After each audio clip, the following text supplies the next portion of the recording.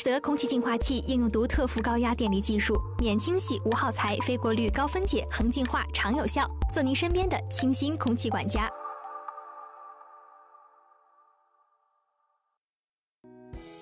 Hello, my name is Dominic Barton. I'm the Global Managing Partner of McKinsey, and you're watching Whose Time? 创立于1926年的麦肯锡呢，是著名的全球性的管理咨询公司，为企业和公共机构提供有关战略、组织、运营和技术方面的咨询。麦肯锡的现任全球总裁鲍达明先生来自加拿大，他今年55岁，在麦肯锡呢有着30年的工作经历。他是一位资深的咨询师，咨询的业务涵盖了多个行业领域，包括是银行业啦、消费品市场、高科技以及工业等等。鲍达明呢，1986年加入麦肯锡多伦多分公司，2000年至2004年期间担任麦肯锡韩国分公司的负责人，2004年至2009年工作于上海，担任麦肯锡亚洲区总裁。2009年7月起呢，他正式出任麦肯锡新一任的董事长兼全球总裁。2016年2月，加拿大政府成立经济增长顾问委员会，由14名非政府人士组成，希望能够为加拿大的经济振兴提出建议，而鲍达明出任委员会主席。在不久前出席2017年中国发展高层论坛期间呢，鲍达明接受了财新时间的专访，就北美地区经济发展形势、人工智能的应用前景、企业职工培训、国企改革等广泛的话题，回答了财新记者的提问。Very nice to have you, Dominic. So, as head of McKinsey, you have obviously trotted the globe, but you are now based in New York. That's right. So let's start with US. I think 2 years ago you mentioned we should be considering US an emerging market. Is that still true after this dramatic 2016? Yeah, I think what I meant by that in terms of the growth potential, we think about the growth being in the emerging markets. I would consider the U.S. on that dimension in terms of growth potential. And I definitely think there's a lot of challenges to be dealt with, but I think growth could be unleashed more. I think the market's expecting it, and I'm expecting it. I think with deregulation, infrastructure spending, tax reform, you could see a significant improvement in the growth rate. Back in Canada, we have a very exciting new president, or prime minister. Prime Minister, yeah. And you were last year appointed as the chair of his business commission. Yes, right. His growth council. Yeah. If I remember correctly, Canada is the only major economy that did a bit of major redistribution in the past few years. Yeah, they have. I mean, that was part of his policy. They raised taxes. They provided more social benefits in terms of childcare and so forth. He's very much focused on inclusive growth, ensuring the middle class does well. And so in this growth commission that I'm involved in with others, he makes it very clear to us this isn't just growth, it's inclusive growth. So it's one thing, often when you raise the GDP growth rate, the top 1 to 5% benefit the most. And he said, I want growth, but make sure that it's also the fifth and fourth quintiles that actually also get the growth movement as well. So there's a very strong sense of that, but also an openness to business, right? Ideas to try and generate innovation, more businesses, more jobs. What should be an ideal relationship between the government or these business leaders? The President Trump also have his kind of business council. I'm very keen on them for a number of reasons. One is I think it's also to give government ideas. Governments also have ideas, but business people do as well. And I think it's a sign of openness of a government to take ideas from people who are going to be creating jobs or making investments. So I think it's a very good thing to do. I think it's also a sense, though, business has to take more responsibility as well for how the society is evolving. So in this growth commission that we are involved, there's 14 people that are from universities, businesses, think tanks. And it's really to sort of say we need to take ownership of the future and figure out how to make the system better. As I mentioned, the example I've mentioned before, companies are going to have to spend more on retraining people. I think they have to play a role in where we move. Because if we just ignore it or leave it up to someone else, we're going to have a problem. There'll be disruption. It'll be populism. People will be angry because it won't work. So I think it's a sign too of business having more commitment to the society in which they operate, as well as getting ideas. And the government, the nice thing for the government is they don't have to do what we suggest. We hope they do, but some accountability. They get to hear and they can say, you know what, we like that, we don't like that, But I think the good news is it's ideas are getting into the system, and we really need a lot of ideas right now. That's very interesting. I think you talk to, say, try to talk to, say, two government leaders or CEOs each day. Yeah. What are some of the things they are most interested in? One is trends, and I would say that technology is the number 1, 2, and 3, just the amount of change in technology, because everyone's becoming a technology company. Mm-hmm. And so, again, if you're a mining company or a retailer or an automotive company, so what's the technology that could affect me and where I am and how do we move? The second is how to change your organization, because the market is moving faster than most internal organizations, and that can be tough. Because how do you, especially for companies that are doing well, when you're doing well, there's no burning platform. Yeah. And so how do you get the rest of the organization to feel the same sense of urgency of what you're doing?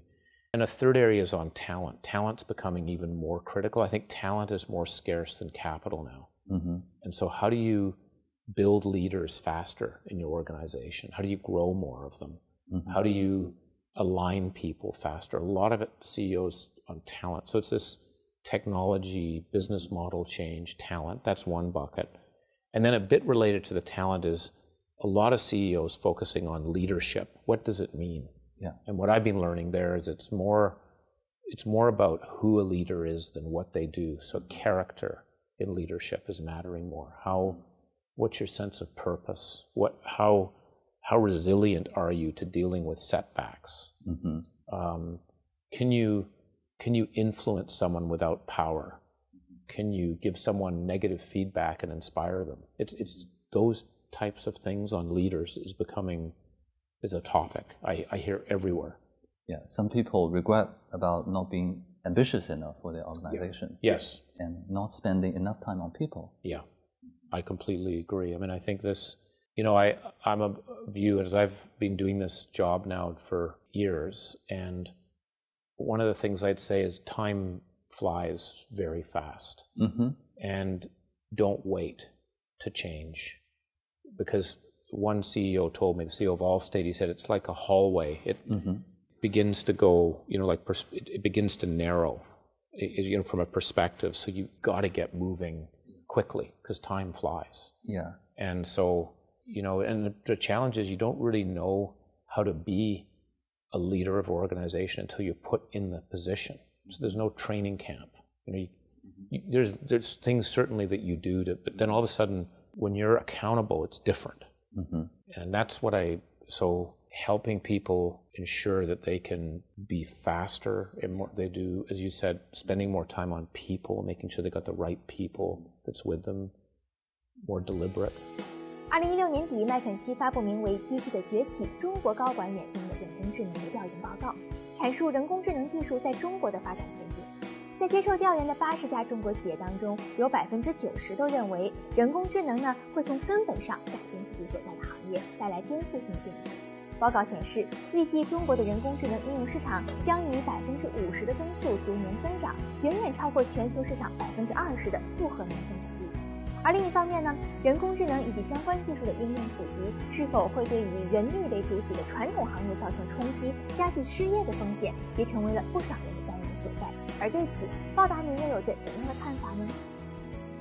You also mentioned, say, or related to that, fully half of the job will be in the next few years be kind of automated. Yes. What do you see are some of the challenges you would highlight to emphasis over the next, say, 5-10 years? Yeah, we basically said in the next 10 years, up to 40% of the jobs could be automated. Mm-hmm. For the Canadian economy, that's a bit, for 18 million jobs in total, it's nothing compared to China, but it's a big deal for Canada. There's a lot that needs to be done, I think, and what we're arguing is the reskilling is one of the most important things. How do we reskill workers at a faster, more frequent basis? It's the notion of lifetime learning. When you're 45 years old, if you're a truck driver and that you have automated trucks, the average age of a truck driver is 48 years old, we have to reskill them. We can't just say, well, too bad, there's no job. We have to figure out how to reskill to ensure they can be employed. And that's going to happen around the world. And so I think it's a very important imperative for every country. Mm-hmm. I think McKinsey also hired 3,500 kind of software designers Yes. to digitize the workflow. Yes. How do you see the imperative of major companies to deal with this AI challenge? What you said, there's the digitization, which is just it's actually taking out the middle of organizations or distribution systems. You can go more from the producer to the customer faster. You don't need all of that. And so digitization enables a much tighter linkage between the consumer and the producer. Mm-hmm. And that has changes. But there's then, as you also mentioned, artificial intelligence, the ability to predict, what consumers will do, when a machine will break down. This capability and being able to use all of the data that we're now generating to get insight is going to be important for productivity and for the performance of companies. I'll give an example. I was with a mining company recently. So even in mining, where people might say, what's digitization got to do with it? Basically, we were looking at a mine site that was going to go from 236 workers to 6 workers, because the trucks would get automated. Those 6 workers that would be there would be very highly paid, but very different than before. This gets into the automation issue and reskilling that's going to be required. But that's happening in industry after industry. We are all going to be affected. And so these analytic skills, the mathematics, the software skills are going to be very important. So we are hiring a lot more mathematicians and software engineers. McKinsey also do a lot of restructuring and laying off workers for your clients. How do you see, or how do you advise on when to lay off and when to keep them? Well, I think, as I mentioned before, I think we have to take a little more ownership on reskilling people to ensure that people can be productive. And that'll be more important for companies, because I think workers won't want to go and join you if you don't commit to doing that. Why would you go if you're just going to be treated for your skill and then discarded? So I think it'll become more of an incentive. Mm-hmm. But that said, I also think it's important that there be vibrancy. This is where in McKinsey we have an up or out, where you have to keep moving ahead or you go. And people who go into very good jobs. And some people do because they want to, some because we say they need to. No one ever knows. But it's a vibrancy to keep it. It's kind of either you're growing or you're dying. And I think that's a harsh thing to say, but I think we got to keep renewing yourself as you go through it.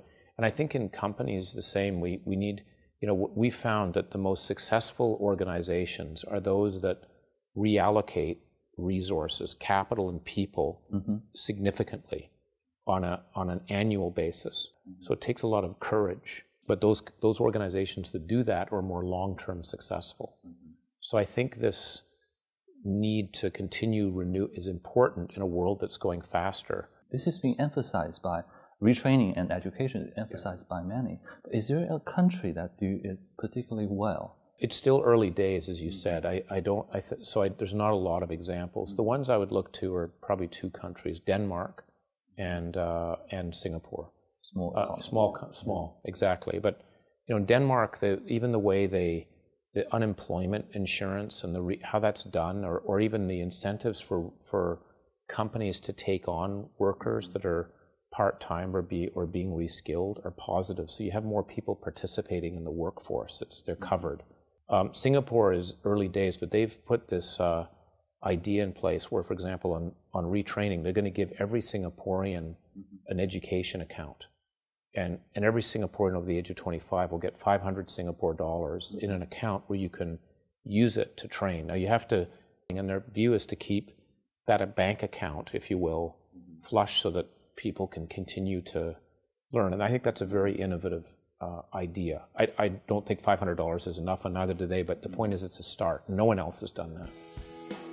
在麦肯锡服务的客户当中有30%呢是国有企业。在中国有着5年工作经验、生活经历的鲍达明，他曾经参与过中国国企的战略转型、组织机构以及管理流程变革相关的咨询业务。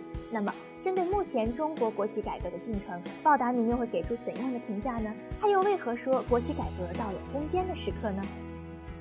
Coming back to Asia, I think you at one point stayed based in Shanghai for a few years. Yeah. How do you see the progress of state-owned enterprise reform or reform generally in the past year? What I think in China, a lot of reform has been made, but we've got the hard stuff to do now that's not moved, right? Big, complicated organizations with lots of people in industries that are, many of them have too much capacity, so they're tough issues.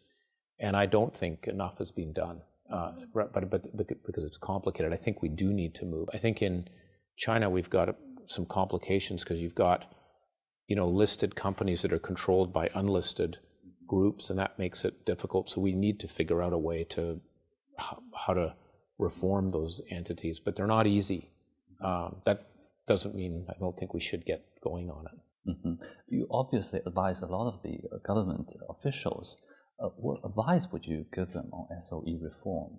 Well, I think much like we're saying with this inclusive growth, I think we need to, it's always better, I think, in business to make the changes and not let it drag out, because when it drags out, the problem gets worse. It's just a rule of business. So the longer you delay it, the more costly it is. So I think we've got to account for the fact that this will cost us. Mm-hmm. But I think the opportunities in these, because these state-owned enterprises that need reform, they've got some fantastic businesses that are in there. You've got some stuff that needs to be shut down, reformed, restructured, but you've got some very good businesses. And I think what you want to do is give more life and oxygen to the parts that work and address the stuff that's not going to work.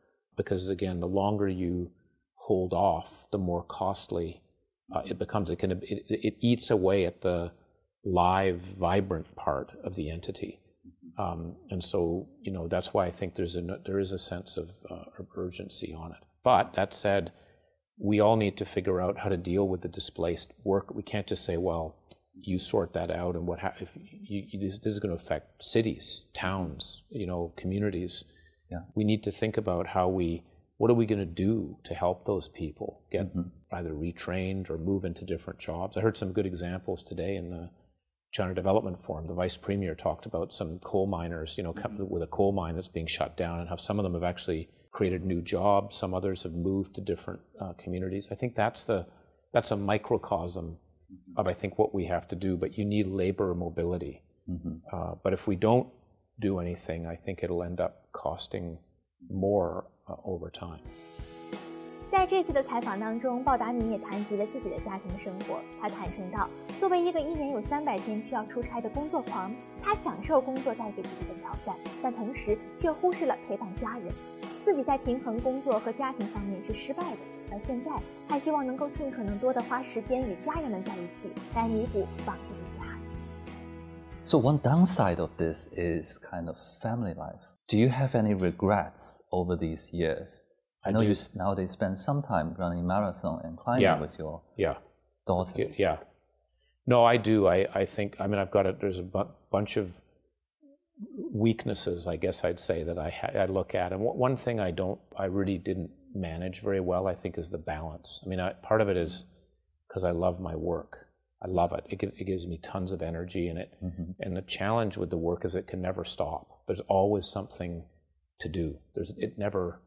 You're not done, if you know what I mean. And so for someone who likes it, it's like being addicted to you can just get more. And the risk is you forget, or you don't spend the time on those things. And I remember, so that's a regret. I don't think I have that balance, and it's affected my family. I'm divorced, and I'd argue it's my fault, because you have to invest in that and spend the time. And if you're traveling 300 days of the year, I don't care what sort of relationship, it's not going to work. And I look at that. I look at the relationship with my kids, and that's why I've spent a lot of time with them now, as much as I can. I also think there's a health aspect. I was talking with a colleague of mine, May, and one thing, she was noticing how people age quite quickly, and I think there's a lot to do with just your mental state and fitness, because these jobs are very demanding. And So I think physical fitness is very important. You have to have a routine, or you just won't be sustainable. And then I think things like meditation or reflection. Like one of the reasons I run, it's actually in a sense it's a meditation, because when you're running, you cannot. I try and run these long distances as fast as I can.